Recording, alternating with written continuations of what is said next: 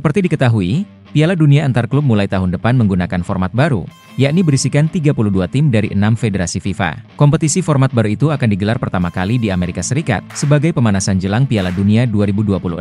Dari 32 tim, ada 4 slot untuk tim-tim CONCACAF. Sejauh ini slot tersebut sudah terisi penuh. Tapi, Amerika Serikat sebagai tuan rumah berhak menempatkan satu wakilnya. Oleh karenanya muncul isu bahwa satu tim MLS akan mengisi spot tersebut. Siapa tim yang akan dipilih belum diketahui, karena MLS baru saja menuntaskan musim reguler dengan Inter Miami sebagai juara. Juara MLS baru akan diketahui sekitar bulan Desember saat playoff selesai digelar. Inilah yang bikin pelatih Inter Miami Gerard Martino merasa timnya pantas mewakili Amerika Serikat sebagai tuan rumah, karena status mereka sebagai juara MLS musim reguler. Pelatih Napoli Antonio Conte tidak percaya jika timnya mampu memuncaki klasemen Liga Italia musim 2024-2025. Kepastian skuad Antonio Conte mengukuhkan posisi puncak klasemen Liga Italia, usai Napoli mengalahkan Como 3-1. Kemenangan ini membuat Napoli memuncaki klasemen Liga Italia dengan mengemas 16 poin, dan hanya berjarak 4 poin dengan Juventus di peringkat kedua. Saya tidak tahu apakah saat ini Napoli layak berada di posisi pertama klasemen, tetapi kami berada di posisi pertama dan itu fakta, kata Conte. Jika seseorang memberitahu saya ini 3 bulan lalu, akan sulit untuk mempercayainya, lanjutnya. Napoli sempat kesulitan meraih kemenangan dalam 4 pertandingan laga pembuka Liga Italia, sampai akhirnya Napoli meraih kemenangan beruntun. Di musim panas kemarin santer beredar rumor bahwa Thomas Partey akan dijual Arsenal. Sang gelandang dilaporkan tidak masuk dalam rencana Arteta. Namun karena 1 dan 2 hal, Partey tidak terjual di musim panas kemarin. Alhasil ia tetap berada di London Utara selama musim 2024-2025. Kontrak Partey di Arsenal habis pada tahun 2025 nanti. Arteta mengindikasikan bahwa sang gelandang akan mendapatkan kontrak baru dalam waktu dekat ini. Manajemen Arsenal sudah mulai membuka pembicaraan dengan agen Partey. Mereka berharap bisa lekas meyakinkan sang gelandang untuk menekan kontrak baru di Emirates Stadium.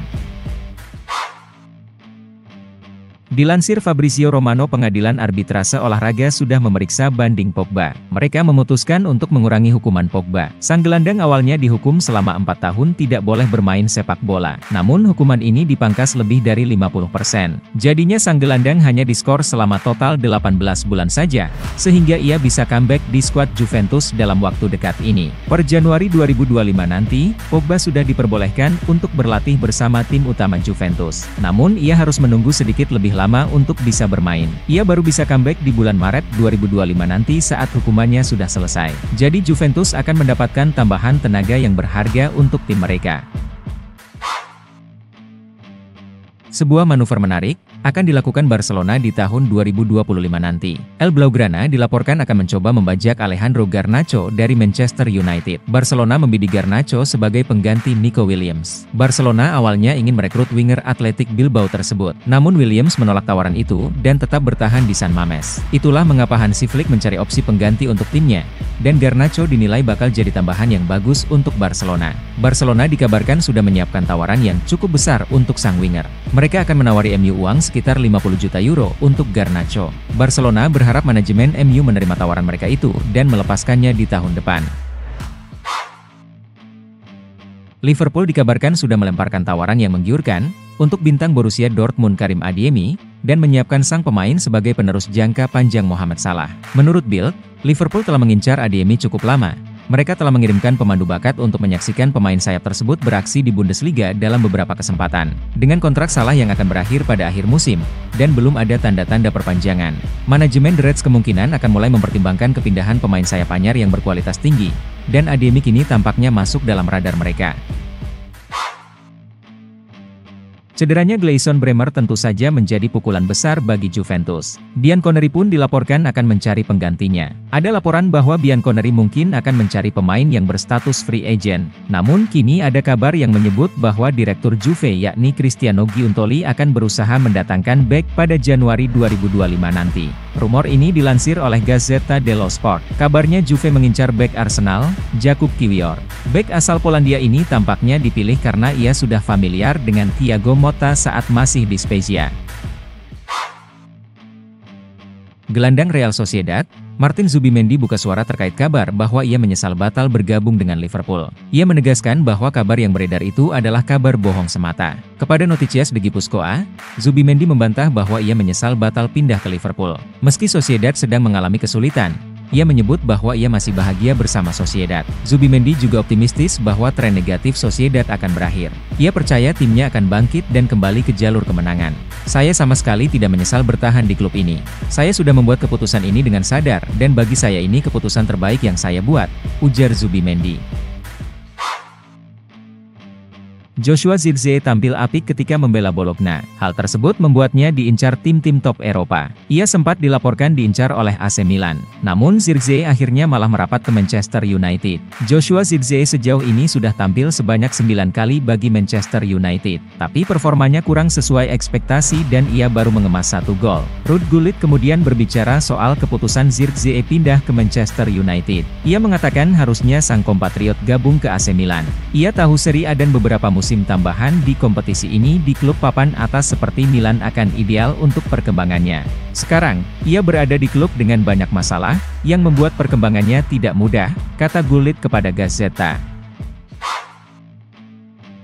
Mohamed Salah saat ini berada di ambang pintu keluar Anfield. Kontraknya bersama The Reds akan habis di tahun 2025, dan hingga saat ini belum ada kesepakatan dengan manajemen Liverpool terkait kontrak barunya. Santer beredar kabar bahwa Salah akan pindah ke Arab Saudi. Namun The Sun melaporkan bahwa Salah kini punya opsi baru untuk kelanjutan karirnya. Ia mendapatkan tawaran untuk pindah ke PSG. Menurut laporan yang sama, PSG sudah menyiapkan tawaran kontrak untuk Salah. Sang winger diberikan kontrak berdurasi 3 tahun di Parc des Princes. Ia juga mendapatkan gaji yang besar selama di PSG. Laporan itu tidak menjelaskan dengan detail berapa nilai kontrak sang winger. Namun gajinya dideskripsikan bisa menjadi yang termahal di antara para pemain PSG saat ini. Legenda AC Milan, Ruud Gullit, mengaku dirinya sempat meragukan kemampuan seorang Tijani Reijers. Saya melihatnya beberapa tahun lalu di tim kedua AS Alkmaar, dan kualitasnya jelas. Meskipun saya tidak yakin ia akan menjadi pemain seperti sekarang, aku Gullit pada Gazzetta dello Sport. Tijani Reijers kini tak cuma jadi andalan lini tengah AC Milan, ia juga jadi andalan timnas Belanda. Reijers pun ikut berlaga di pentas Euro 2024 kemarin. Ia rutin menjadi starter. Ia sangat berkembang dalam hal kepribadian musim lalu dan bermain fantastis di Euro bersama Belanda. Ia adalah elemen penting bagi Milan dan tim nasional, puji Gullit. Crystal Palace dan Liverpool bertemu pada laga pekan ke-7, Premier League 2024-2025 di Stadion Selhurst Park. Liverpool meraih 3 poin usai menang dengan skor tipis 1-0. Gol tunggal kemenangan Liverpool dicetak oleh Diogo Jota pada menit ke-9. Setelahnya kedua tim sama-sama melewatkan banyak peluang sehingga skor tidak berubah. Hasil ini membawa Liverpool makin nyaman di puncak klasemen Liga Inggris dengan 18 poin, sementara Crystal Palace di posisi ke-18 dengan 3 poin.